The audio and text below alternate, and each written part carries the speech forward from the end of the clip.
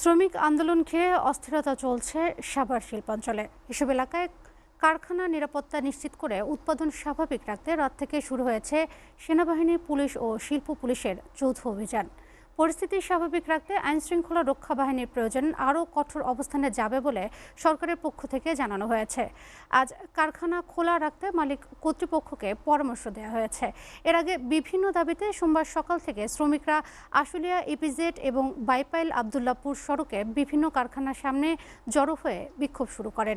এ অবস্থায় আশুলিয়ায় অন্তত 40টি কারখানায় ছুটি ঘোষণা করেছে মালিক পক্ষ।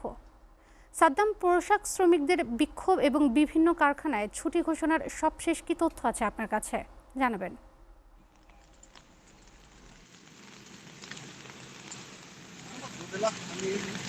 শিল্প অঞ্চল আশুলিয়ার গ্রিনল্যান্ড শিল্প কারখানার সামনে কিন্তু অবস্থান করছে। আপনি যেমনটা বলছিলেন, গতকাল কিন্তু আপনার শ্রমিকদের কিন্তু বিক্ষোভের মুখে কিন্তু বেশ কয়েকটি কারখানা কিন্তু বন্ধ ঘোষণা করে দেওয়া হয় এবং আজকে কিন্তু দেখা যাচ্ছে যে বৃষ্টিতে অপেক্ষা করে কিন্তু বেশ কয়েকটা কারখানা খুলে দিলেও কিন্তু 3-4টা কারখানা কিন্তু এখনো খুলেনি কারখানা কর্তৃপক্ষ। তারা যেমনটা বলছেন যে গতকাল কিন্তু চাকরিতে নারী পুরুষ সমতা এবং সেটা বেশ কিছু দাবিতে কিন্তু গতকাল শিল্প অঞ্চল আশুলিয়া বেশ কয়েকটি সড়কে কিন্তু অবরোধ করে দিয়ে এই শ্রমিকরা কিন্তু আন্দোলন করেন এবং এর এর জন্য কিন্তু এই যে শিল্প কারখানা যে রয়েছেন তাদের কিন্তু ইট পাটকেল নিক্ষেপ করেন। এর ফলে কিন্তু যে এই এলাকায় কিন্তু আপনার উত্তেজনা ছড়িয়ে পড়ে।